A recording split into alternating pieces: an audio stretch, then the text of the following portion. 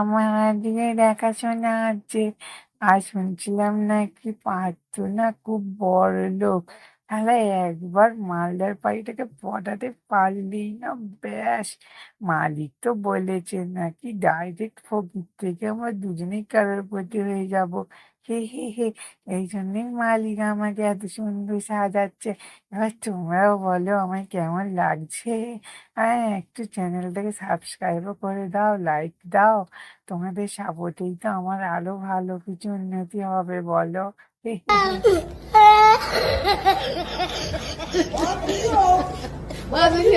Oh my God. Oh my God.